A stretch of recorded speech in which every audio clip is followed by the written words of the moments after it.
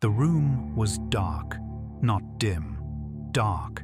The kind of dark that exists in adobe structures in the middle of the New Mexico desert at 2 in the morning when the moon is behind the clouds and the nearest lamp is in the next room. Pete Maxwell's bedroom, July 14th, 1881. A man had come in from outside. He'd been cutting strips of meat from a freshly butchered beef hanging on the porch, barefoot, unaware of anything unusual, until he stepped into the doorway of Maxwell's room and saw a shape he didn't expect. Whispered something in Spanish, sat on the edge of Maxwell's bed in the darkness, asked quietly who those men were outside. The shape in the corner moved, and then a gun went off. Once. That was it. One shot. The man who had been asking questions was dead before he hit the floor. He was 21 years old, maybe 22. The records, even now, aren't entirely clear on when exactly he was born. The man who fired the shot was Sheriff Pat Garrett. He stepped out of that room and told his deputies what had happened. Then he sat down on the porch and, by most accounts, didn't say much at all for a while. People asked him later if he felt anything. He said he did his job. And that might be the most honest thing anyone ever said about Billy the Kid, because from the very beginning, from the very first years of that short life, almost everything was a matter of survival, of doing what needed to be done in a world that did not leave many options on the table.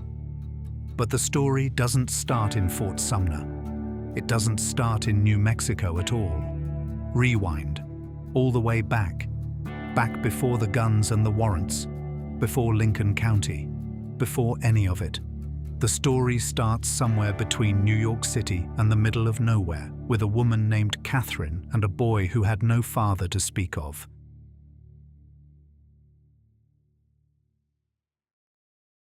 Here's the first problem with Billy the Kid's biography. Nobody agrees on when he was born, or where. Most historians lean toward November 23rd, 1859, Manhattan, New York. But there are accounts that place his birth in Indiana and some that push the date by a year in either direction. The birth certificate doesn't exist. The census records are incomplete. Even his actual name is contested. He was almost certainly born William Henry McCarty. Some documents suggest Bonnie, the name he used later in his life, may have come from a stepfather or may have been invented entirely. And that matters, because you can't build a reliable myth on a name if you can't even agree on what the name was. His mother was Catherine McCarty, and she is, in many ways, the more interesting story.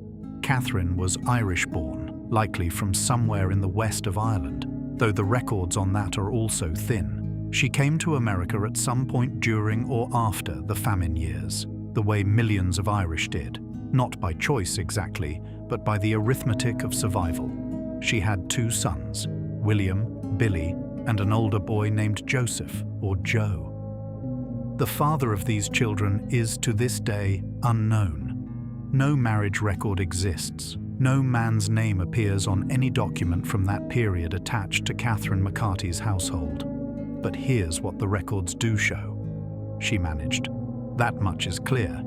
By 1867, she was in Indianapolis, Indiana, running a boarding house, or at minimum contributing to one. She had a presence in that city that's documented in small ways. A church record here, a neighbor's account there. She was energetic, apparently, sociable, the kind of woman who held things together. Indianapolis was also where she met William Antrim. Antrim was a quiet man, a drifter in the polite sense of the word, someone who moved through the American Midwest looking for where the opportunities were concentrating. He'd been a Union soldier. He knew how to work. He liked Catherine McCarty, and she, for reasons that made sense at the time, liked him back. The relationship between Catherine and Antrim stretched over several years and multiple states before they married. Meanwhile, Catherine developed tuberculosis. This changes the whole trajectory of what comes next, because people with tuberculosis in the late 19th century were told, often and firmly, to go west. Dry air, high altitude, Stay away from the cold, damp cities that had made you sick. So west they went.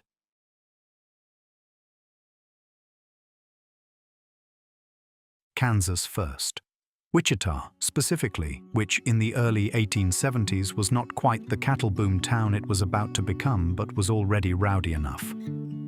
The family spent time there, Antrim working odd jobs, Catherine presumably resting and working as she was able, the two boys growing up around the edges of a frontier economy.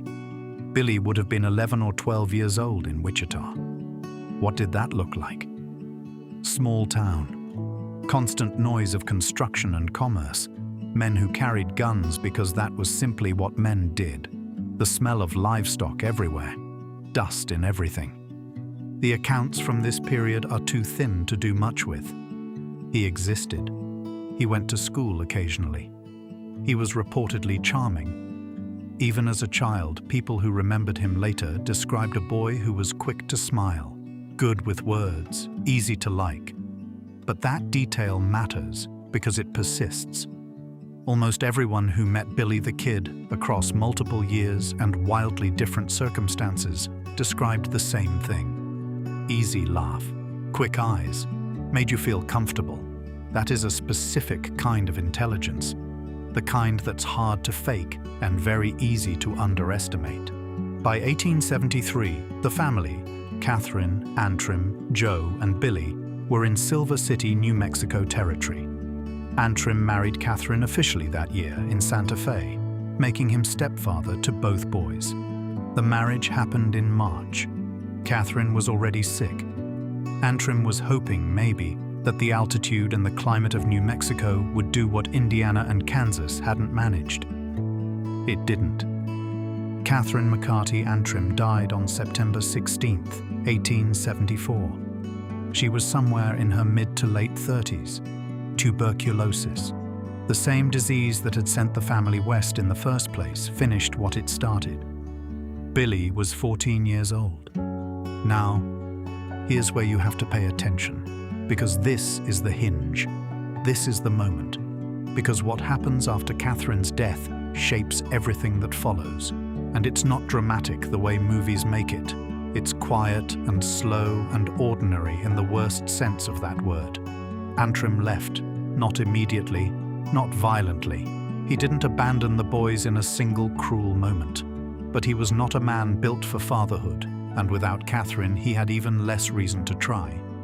He drifted, worked mines in the area, checked in occasionally, but he did not raise those boys.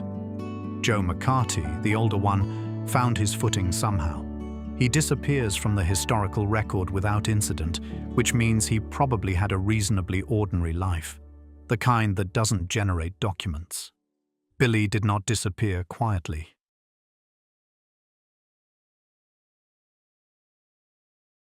A 14-year-old boy in Silver City, New Mexico in 1874, with a dead mother and an absent stepfather, would have had very few options. This is not editorializing. This is arithmetic. He was small. He was young. He had some education, actually more than many frontier children because Catherine had valued schooling.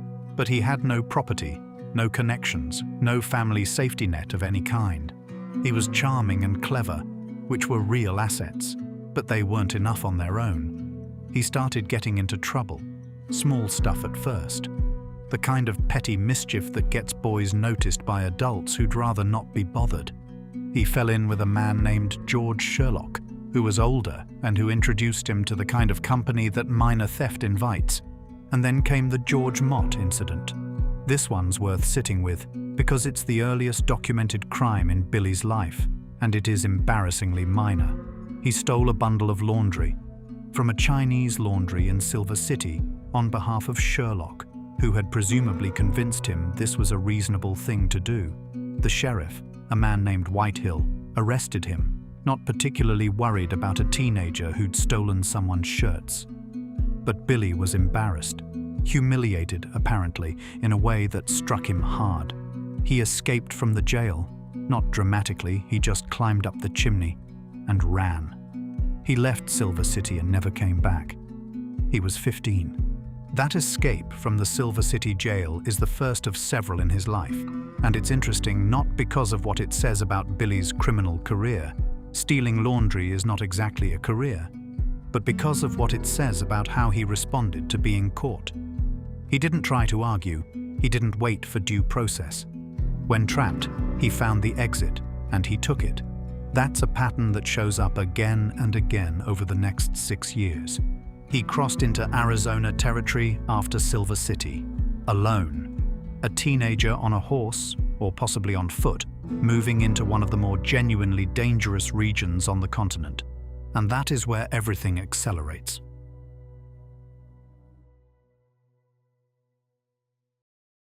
Camp Grant was a U.S. Army post in southern Arizona, in the valley below Mount Graham. By 1876, when Billy arrived in the area, it had been there for decades. A staging ground, a supply depot, a point of reference in otherwise empty country.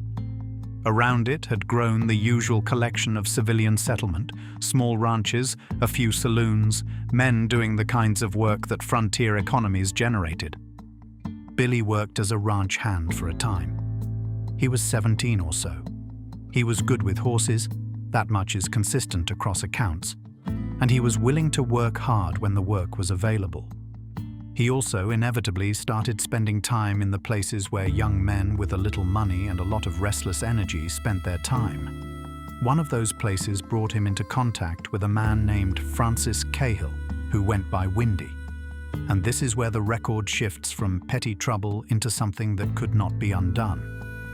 Cahill was a blacksmith at Camp Grant. He was older than Billy by a significant margin, probably in his 30s, and by multiple accounts, he was a bully. The specific kind of bully who picks on whoever seems least likely to fight back. He had targeted Billy before August 17, 1877. He called him names, threw him around, found entertainment in making the smaller, younger boy uncomfortable. On that date in August, it happened again. They got into a fight, physical, rough, and this time it escalated further than before. Cahill threw Billy to the ground and pinned him. The accounts here vary slightly, but what everyone agrees on is what happened next. Billy drew a revolver and shot Cahill in the abdomen. Cahill died the next day. He was 32 years old. A jury, an informal one convened quickly, found that the killing was criminal and unjustifiable. That finding, legally speaking, meant Billy was looking at a murder charge. He ran. Of course he ran. He was 17 years old. He had just killed a man. And in Arizona territory in 1877, the machinery of law was slow, but it was not merciful when it finally caught you. So Billy went back east, back into New Mexico, and he took with him something that hadn't been true before August 17th. He had now killed someone. Whatever happened after that, he would always have that. It's worth noting, and historians have discussed this at length, that Cahill's reputation as a bully is well documented enough that Billy's shooting of him was not universally condemned. Several people who knew the situation said, more or less, that Cahill had brought it on himself. That doesn't make it legal, but it matters to understanding who Billy was and who he was becoming. He wasn't violent for pleasure. Every documented killing in his life has a context, a reason, usually a bad situation someone else started. That doesn't make him innocent, but it makes him human.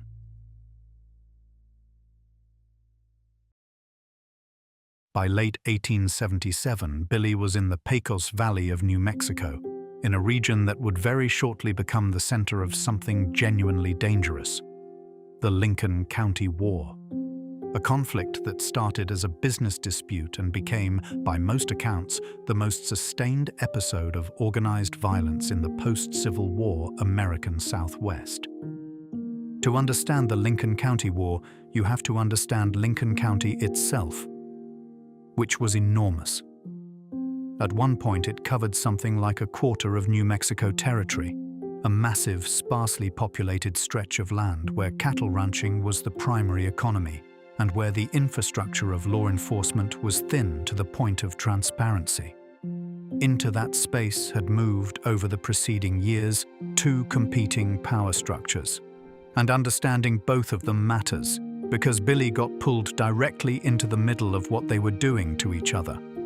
The first was what locals called the House, or more formally, the firm of L.G. Murphy and Company, later reorganized under the partnership of James Dolan and John Riley.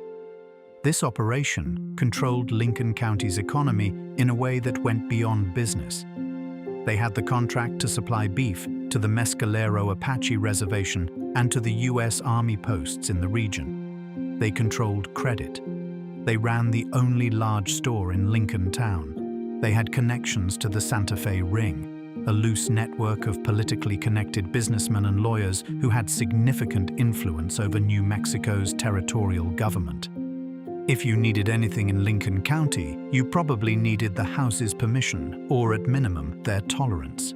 The second power structure arrived in 1876 and 1877 in the form of John Chisholm, a major cattleman whose range spread across the southeastern part of the territory, and, more immediately, a young Englishman named John Henry Tunstall.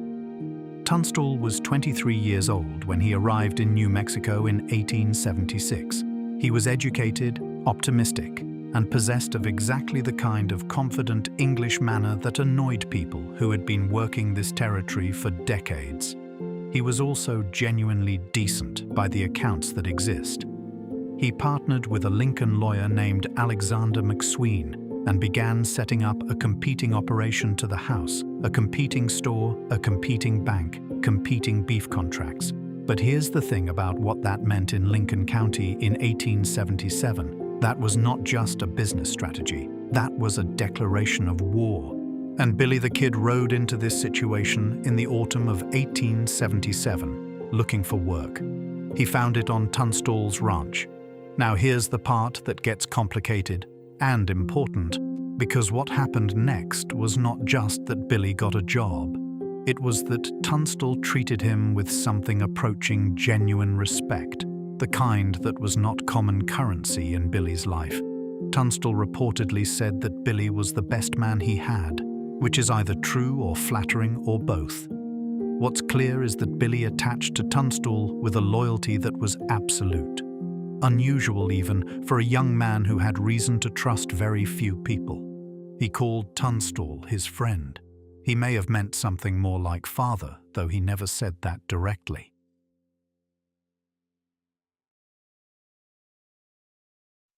The legal maneuvering between the House and the Tunstall-McSween operation escalated through late 1877 and into early 1878. Dolan and Riley used their political connections to have a writ of attachment placed on Tunstall's property, meaning a posse would come to seize his cattle and horses as security for a debt dispute. On paper, that sounds like a civil legal procedure. In reality, the posse that arrived on February 18, 1878, was something more complicated than a legal serving party. It included, among others, men working for Jesse Evans, a known outlaw who had been raiding in the region for some time and who had a working relationship with the Dolan faction. It also included a deputized contingent under Sheriff William Brady, who was, to put it plainly, aligned with the House in the Lincoln County political conflict. Tunstall was riding with a small group of men toward Lincoln when the posse caught up with him. The precise sequence of what happened next has been debated for over a century. What is not debated is the outcome. Tunstall was shot from his horse. He was then shot again in the head at close range. His horse was shot. He was left in the road. He was 24 years old. The men with Tunstall, Billy among them, were positioned on a hill above the road and saw at least part of what happened. Whether Billy witnessed the actual killing or only the aftermath is not entirely clear. What is clear is what he said afterward. He said he would get every man who had a hand in it. That is either the statement of a devastated young man making a vow in grief, or it is the statement of someone who had already decided what kind of life he was going to live. Probably it was both at once. The killing of Tunstall was the event that made the Lincoln County War a war. Everything before it had been legal maneuvering and economic competition. After February 18th, it became personal. And when it became personal, the body count started climbing.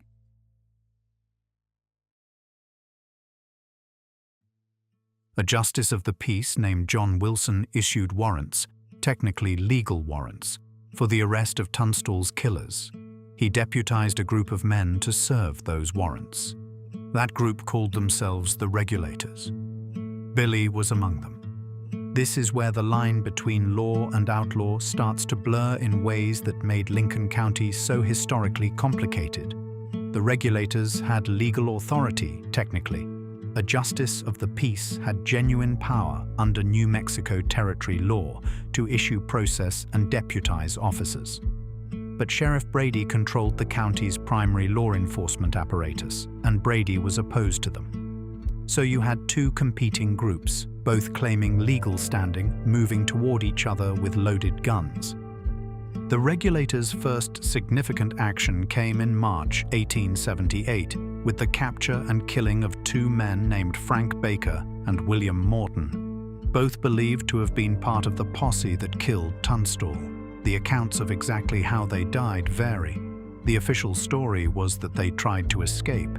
The less official story was that the Regulators executed them. It's hard to know, but this was not a system producing justice.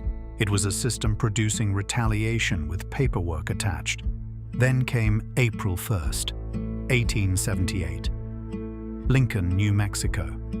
Billy and several other Regulators set up a position in and around a two-story building on the main street of Lincoln Town. Sheriff Brady walked down that street with a deputy named George Hindman. Several someones, opened fire from cover. Brady was killed. Hindman was killed. Billy ran out from behind the building to retrieve a rifle that Brady was carrying. Someone shot back and hit him in the thigh. He limped away. This killing is the one that most clearly puts Billy on the wrong side of the law. Brady was a corrupt sheriff, almost certainly. He was aligned with the House, almost certainly. But he was also, technically, the legal law enforcement authority in Lincoln County. Shooting the sheriff from ambush is not an act of justice. It is a serious crime. And whatever sympathy Billy had accumulated as a young man backed into corners by a brutal world, some of that evaporated on April 1st. He seemed to know this, actually. He didn't talk much about Brady's killing in the months and years that followed. When he did address it, he placed responsibility on the group, not himself. Whether that was accurate or convenient is another question that can't be answered with any certainty. Stop, because this is the part that almost nobody tells you about. The part that turns the Lincoln County War from an abstract political conflict into something you can see. Something with smoke in it, with heat. July 15th through the 19th, 1878. 5 days. Lincoln Town. The McSween faction. The Regulators, Billy included, about 40 men total, barricaded themselves inside Alexander McSween's house in Lincoln. Dolan's forces, backed by a deputized posse that now included members of the U.S. Army, surrounded them. 5 days. Think about what 5 days inside a single building means. The July heat in New Mexico's high desert is not abstract. It was probably pushing 100 degrees outside, inside an adobe building with that many armed men, with no ventilation to speak of, with the smell of black powder drifting through every room. It was something else. Men slept in shifts. Food and water ran low. There was no exit that wasn't covered by a rifle. And yet somehow, the men inside held. On the second or third day, Dolan's men set fire to part of the building. Adobe doesn't burn easily, but the wooden interior elements do. They started at one end of the house and let the fire work its way through. McSween's side had to move room by room as the fire followed. They were running out of building. On the night of July 19th, the fifth night, some of the men attempted a breakout. Billy was among those who made it. He and several others rushed out a back door into the darkness, firing as they went, making it to the cover of the riverbank and then into the surrounding countryside. McSween did not make it. He walked out the back door, unarmed by some accounts, and was shot multiple times by Dolan's men. Several other regulators died in the same escape attempt. Billy ran into the hills. He was 18 years old. Most of his allies were dead or scattered. The man he'd attached himself to, Tunstall, had been dead for 5 months. McSween was now dead. The regulators, as a functioning group, were effectively finished. And Billy was a wanted man, in ways that were now very difficult to walk back.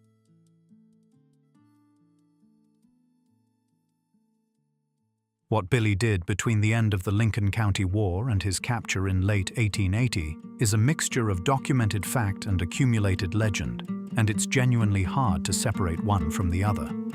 What seems solid? He continued in the Pecos Valley area. He couldn't really go elsewhere. He didn't have the money, and Lincoln County was the landscape he knew. He rode with various groups of men, some of whom were actively rustling cattle. He stole cattle. This is not in dispute. He also, at various points, attempted to negotiate a legal resolution to his situation. And this is the part of Billy's story that most people gloss over, because it doesn't fit the mythology cleanly. He wrote letters, several of them, to Lew Wallace, who was the governor of New Mexico Territory from 1878 onward. The same Lew Wallace who was, improbably, in the middle of writing Ben-Hur while managing the ongoing chaos of Lincoln County. Billy wrote to Wallace asking about the amnesty proclamation that Wallace had issued in November 1878, which offered pardons to participants in the Lincoln County War who surrendered and provided testimony. But get this, Billy didn't just write, he met with Wallace in person, in Lincoln, in March 1879. They sat in a small room and talked about the terms under which Billy might testify against figures involved in the killing of a man named Houston Chapman, a lawyer who had been shot in Lincoln's Main Street just weeks earlier. Wallace offered, in writing, that Billy would receive protection and eventually a pardon. The deal fell apart, slowly and then completely.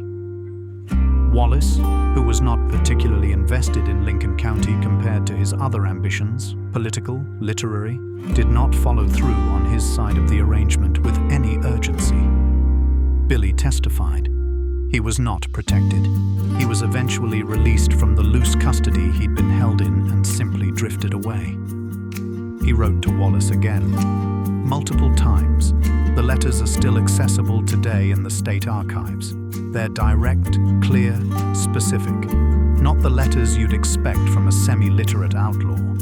They lay out the situation as Billy understood it and asked plainly for the governor to hold up his end of the bargain. Wallace did not respond in any way that changed Billy's situation. He went back to the Pecos Valley, went back to cattle rustling, went back to being a wanted man, except now with even more warrants attached to his name.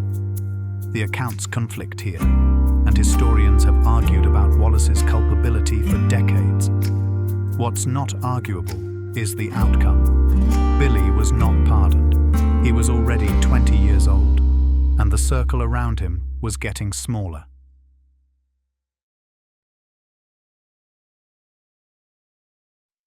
Let's slow down for a moment, because somewhere in the story of the Lincoln County War and the warrants and the cattle and the escapes, it becomes easy to lose track of the person, the actual young man. And there are details that survive the historical record that are worth sitting with. He danced. He loved to dance. By multiple accounts, Billy could be found at bales, the social dances common in Hispanic New Mexico, whenever the opportunity existed. He was good at it. He was apparently popular at them. The Hispanic communities of the Pecos Valley, particularly around Fort Sumner, accepted him in a way that Anglo-settler communities often didn't. He spoke Spanish fluently, or at minimum functionally enough to communicate easily. He had friends in those communities. close friends. And that detail isn't just color. It tells you something about the man. He moved between worlds. He adapted. He was not someone who only existed in one register. Paulita Maxwell, the daughter of the Fort Sumner landowner Pete Maxwell, was reportedly someone he was involved with romantically, though the extent of that is debated. Celsa Gutierrez, who was the wife of one of Pat Garrett's deputies, was also said to be a close companion. These details matter not because they're scandalous, but because they paint a picture of someone embedded in a community, not a lone drifter, not a ghost. He also, by the accounts of people who spent time with him, talked a great deal. He had opinions. He liked to argue friendly arguments. He read newspapers when he could get them, books occasionally. He had a sense of humor that people found disarming. Someone who knew him described him as the kind of person who made every room feel slightly easier to be in. That detail haunts me a little, because the records also show someone who had been, by the time he was 19, party to the deaths of several men. Someone who existed in a state of constant legal jeopardy. Someone who had lost every adult figure he'd attached to, his mother, Tunstall McSween. Someone who had made decisions under pressure that closed doors rather than opened them. Both of those things were true at the same time. The dancing and the warrants, the easy laugh and the loaded gun. A boy from nowhere trying to find some version of a life in a place and time that wasn't set up to give him one. He was 20 years old. Pat Garrett was elected sheriff of Lincoln County in November 1880. He was 30 years old, tall, well over 6 feet, quiet in a way that could be mistaken for slowness, but wasn't. He had worked as a buffalo hunter on the Texas Panhandle, as a cowhand, as a bartender in Fort Sumner. He knew the territory. He knew the people in it. He also knew Billy. They had been acquainted for several years before Garrett ran for sheriff. Some accounts say they were friendly. Whether that's accurate or overstated by later writers looking for dramatic irony is hard to say, but they were not strangers. And that matters, because it meant Garrett understood exactly how Billy thought and where he would go. The explicit understanding when Garrett was elected was that his primary job was to deal with Billy the Kid and the loose confederation of cattle rustlers operating in the Pecos Valley. Major cattlemen, Chisholm especially, wanted it done. The territorial government wanted it done. The Santa Fe Ring wanted it done. And Garrett, who was ambitious in a measured way, understood that doing it successfully would define his political career. He began working it immediately, tracking movements, cultivating informants, building a picture of where Billy and his companions were concentrating. And by mid-November 1880, he was close enough to start making moves. In late November, Garrett killed one of Billy's companions, Tom O'Folliard, in an ambush at Fort Sumner. O'Folliard rode into a trap Garrett had set and was shot. He died slowly over about an hour. It was not pleasant, and it narrowed the group around Billy by one more name. Then came Stinking Spring. Garrett had tracked Billy and a small group of companions to a rock house near Stinking Spring, New Mexico, and besieged them overnight. The next morning, one of Billy's companions, Charlie Bowder, was shot and killed when he stepped outside. The rest of the group surrendered after their horses were killed, stranding them. Billy walked out with his hands up. He was transported to Santa Fe, tried for the murder of Sheriff Brady, convicted and sentenced to death. Hanging. Scheduled for May 13th, 1881. He was taken back to Lincoln to await execution, held on the second floor of the old Lincoln County Courthouse, the same building that had previously been the house store, James Dolan's old establishment. There is something almost poetic about that, depending on your disposition toward irony. He was guarded by 2 deputies, James Bell and Bob Ollinger. Neither of these men liked him. Ollinger, in particular, had an active hatred. He had been on the Dolan side during the Lincoln County War and made no attempt to conceal his contempt. He reportedly taunted Billy regularly. ate his meals in the saloon across the street, leaving Bell to manage the prisoner. On April 28, 1881, 2 weeks before his scheduled execution, Billy asked to use the outhouse. Bell walked him out, shackled. On the way back up the stairs, something happened. The accounts diverge here, and it's worth noting the divergence rather than papering over it. One version: Billy slipped a hand free from a loose handcuff. He had notably small hands for his size, a detail multiple people recorded, and hit Bell with the cuff, stunning him, then grabbed for Bell's gun. A second version: Billy had been slipped a gun, hidden somewhere in the outhouse by a sympathizer. A third version combines elements of both. What is documented is the result. Bell was shot. He fell down the courthouse stairs and died in the yard below. Billy then moved to the window at the front of the building.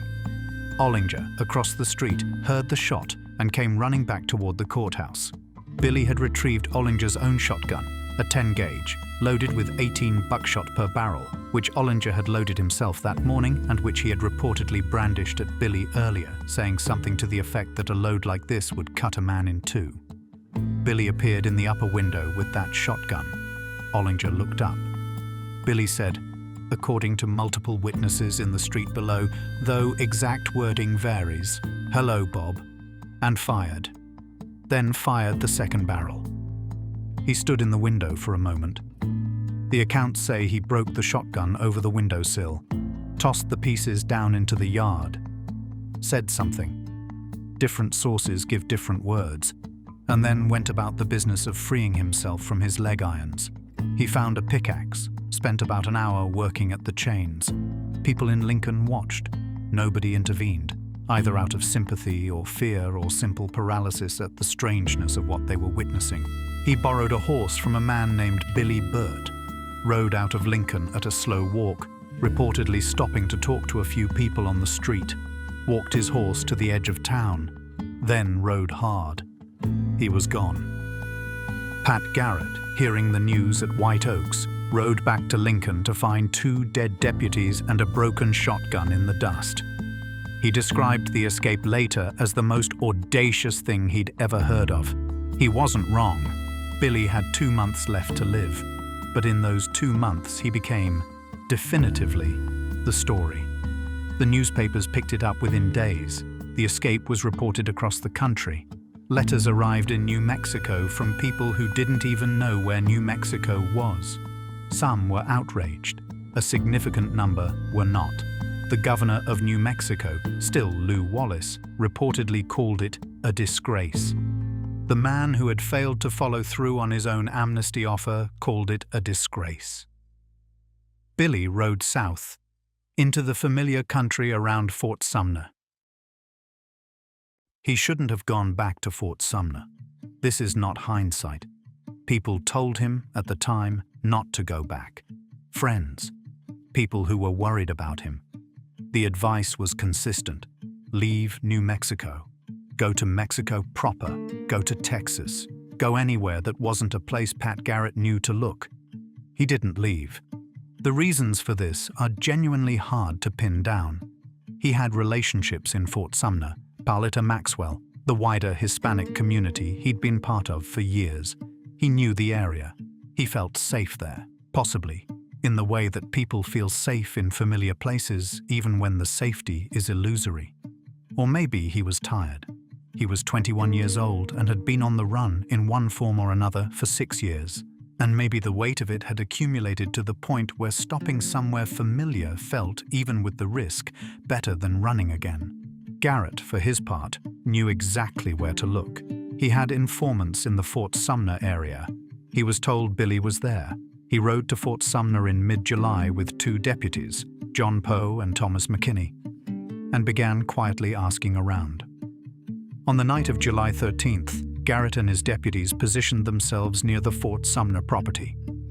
Poe, posing as a wanderer passing through, tried to gather information in town without giving away Garrett's presence. He was not especially successful.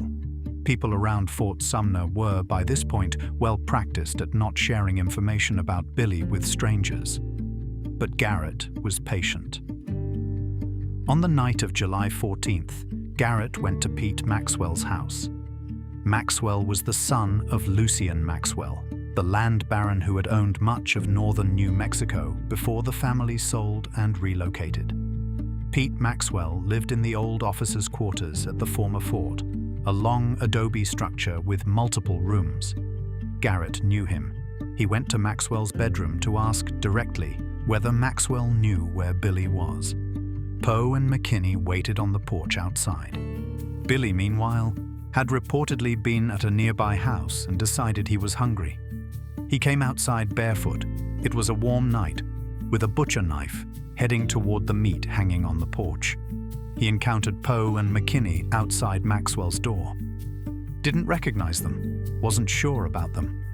Backed away into Maxwell's room in the dark, asking in Spanish who those men were.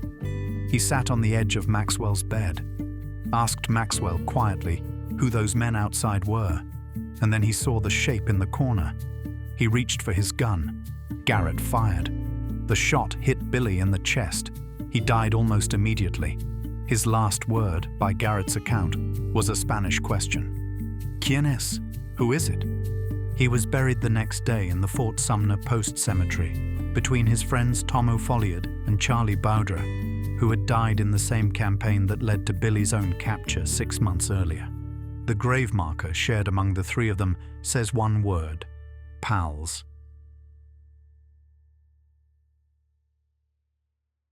Garrett published a book about Billy the Kid in 1882, co-written with a journalist named Marshall Ashman Upson. The book, The Authentic Life of Billy the Kid, is not entirely authentic. Upson invented scenes, embellished details, inflated the number of men Billy killed to 21, one for each year of his life, which is a number that appears nowhere in the documented record and was almost certainly chosen for its neatness. The documented kill count, men Billy actually shot and killed for which there is reasonable historical evidence, is somewhere between 4 and 8. Possibly more if you include the Lincoln County ambushes where responsibility was shared across a group. But 21? No. That number is a publishing decision, not a fact. And yet it stuck, because the mythology was already moving faster than the facts could chase it. Dime novels appeared within months of Billy's death, then more novels, then stage plays, then early films. One of the earliest westerns ever filmed was about Billy the Kid, made in 1911. By the time Walter Noble Burns published The Saga of Billy the Kid in 1926, the character had been so thoroughly processed through popular culture that the actual person had become almost impossible to locate underneath it. Burns's book sold enormously and cemented the romantic outlaw version of the story. It also, to be direct about it, invented a fair amount. The versions of Billy that appear in that book are vivid and readable and not consistently accurate. And yet people believed them and kept believing them. Who was he then? In the mythology, a rebel, a free spirit, a man who defied corrupt power and died for it, a romantic outlaw, young and fast and doomed. In the documented record, a boy who lost his mother at 14 was effectively abandoned by his stepfather, fell into petty crime out of poverty and circumstance, killed a man in Arizona who had bullied him repeatedly, got caught up in a range war started by wealthy men with competing business interests, made choices that escalated his legal jeopardy step by step, tried at least once to get a legal resolution and was failed by the government official who promised him one, spent the last 3 years of his life in a narrowing circle of options and died at 21 in a dark room in New Mexico. Those two versions of the story are not incompatible. That's the thing. The mythology gets at something real about him. The speed, the charm, the refusal to be contained. It's just stripped of the context that makes the real person interesting. The grief, the letters he wrote to the governor, the dancing, the Spanish, the small hands. The boy who climbed out of a chimney in Silver City at 15 and ran because he couldn't bear to be humiliated, that person existed.